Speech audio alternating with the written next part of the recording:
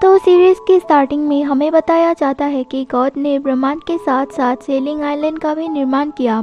Selling island में उन God's और इमॉर्टल्स को पनिश किया जाता है जो किसी भी तरीके के क्राइम्स करते हैं। वो आइलैंड हेवन और डिवाइन रियलम के बीच स्थापित है। जब किसी गॉड को उस आइलैंड में सजा मिलती है तो उनकी सोल समुद्र में मिल जाती है, लेकिन जब किसी इमॉर्टल को वह सजा मिलती है तो वो नॉर्मल ह्यूमंस बन जाते हैं। हर 500 सालों में उस आइलैंड में हेवन रिडेम्पशन टेस्ट होता है। उस टेस्ट में पास होने वाले गॉड्स को वापस हेवन में भेज दिया जाता है, पर कुछ गॉड्स उस आइलैंड से बैरियर तोड़कर भागने की कोशिश करते रहते हैं।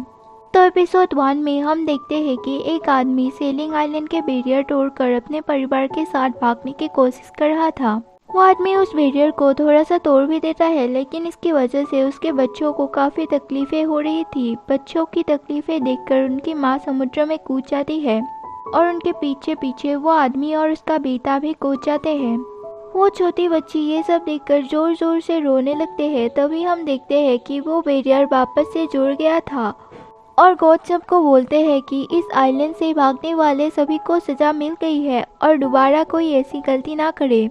इसके बाद हमें 10 साल बाद वाला सीन दिखाया जाता है, जहाँ जिन नाम का एक गॉड एक नोट पढ़ रहा था जिसमें हेवन रिडेम्पशन टेस्ट के बारे में सारी जानकारी थी।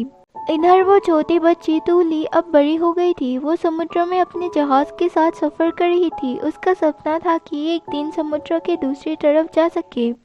इधर जिंग हेवनली मिस्ट्री टेक्निक नाम के एक किताब को देखता है। वो सोचता है इस बुक से मेरे पिता का कोई ना कोई रिलेशन तो जरूर होगा।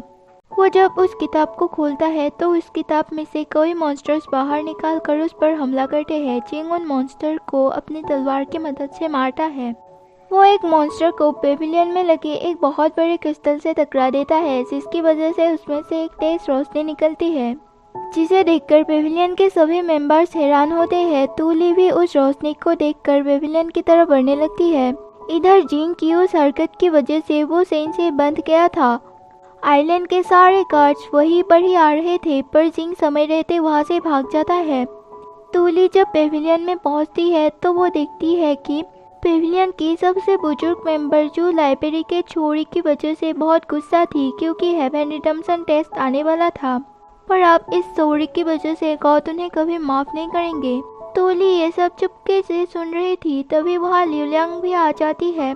तूली लिवलियांग को लाइब्रेरी में हुई हादसे के बारे में पूछती है, पर लिवलियांग को भी उस बारे में ज़्यादा पता नहीं था। वो तूली को बताती है कि उसने काउंसिल के मेंबर को बात करते सुना था कि किसी ने बिग बैंग की मदद से उस पेविलियन में धमाका किया था। तूली ये सुनकर बहुत हैरान होती है। इधर पेविलियन के मेंबर्स एक दूसरे को इस हादसे के लिए जिम्मेदार ठहरा रहे थे। इसकी वजह से उनमें झगड़ा होने लगता है। तभी वहाँ पेविलियन की सिर्फ मिस फेंग आती है। उन्हें वहाँ देखकर तूली सोचती है जरूर कोई बड़ी बात होगी, तभी वो यहाँ आई है। इधर मास्टर चैंग मिस फेंग के लेट होने की वजह से बहुत गुस्सा होते हैं। मिस फेंग उनकी बातों पर ज़्यादा ध्यान नहीं देती। मिस फेंग सबसे पूछती है कि चोरी होने के समय वो लोग कहाँ थे। सभी लोग बोलते हैं कि वो लोग अपने अपने काम में बिजी थे और वो सील जिसकी मदद से लाइब्रेरी में जाया जा सकता है वो सील भी सही सलामत है। तभी जू को कुछ याद आता है और वो बोलती है कि सिर्फ तूली के परिवार या नी सेंग परिवार ही बिना सील के लाइब्रेरी में घुस सकते हैं, जिस पर मास्टर सेंग बोलते हैं कि वो परिवार तो 10 साल पहले ही खत्म हो गया और उनकी बेटी तूली तो आम इंसान है, उसके पास इतनी पावर नहीं हो सकती। तूली भी ये सब सुन रही थी। तभी लिवलियांग की बहन लिंगसी वहाँ आकर तूली को बड़ों की बात इस तरह से सुनने के लिए डांटती है। वो तूली को रेस्ट करने बोलती है, पर गर्ड्स उन्हें देख लेते हैं और पकड़कर पेविलियन के मेंबर के पास ले जाते हैं। लिंगसी और लिवलियांग को तो जाने दिया जाता है, पर मास्टर जैंग तूली को चेन से बांध देते हैं और कहते हैं एक ह्यूमन होकर तुमने यहाँ आने की हिम्मत भी कैसे किया? इस चोरी में तुम्हारा तो कोई हाथ नहीं है ना? तूली इस बारे में कुछ भी जानने से मना करती है। मास्टर चैंग का बेटा उन्हें शांत होने को बोलते हैं, क्योंकि ह्यूमन के पास इतना ताकत नहीं कि वो पेविलियन में जाकर चोरी कर सके। पर मास्टर चैंग तूली से सवाल करने लगते हैं। तूली उन्हें बताती है कि उसके ग्रैंडफादर इस धमाके से बहुत डर गए थे, इसलिए उन्होंने ही उसे इस बारे में पता करने भेजा था। मिस फेंग तूली की बात सुनकर बोलती है तो इसे हांग ने अदब कर लिया, देखो तो यह कितनी बड़ी हो गई। जू मास्टर हैंग से बोलती है, मत भूलो कि मास्टर हैंग ने अगर अपना मुंह खोला तो तुम हेवन रिडम्पशन टेस्ट में पार्टिसिपेट भी नहीं कर पाओगे। यह सुनकर मास्टर चैंग उसे छोड़ देते हैं और वहां से भाग जाने को बोलते हैं। इधर हम देखते हैं कि जिंग लाइब्रेरी से भागकर जंगल में छुप गया था। उसे बहुत बुरी तरीके से चोट लगी थी। वो तूली के घर के नजदीक पहुंच गया था। तूली भी दौड़कर अपने घर में ही आ रही थी। उसकी पैरों की आवाज़ सुनकर जिंग चुप जाता है।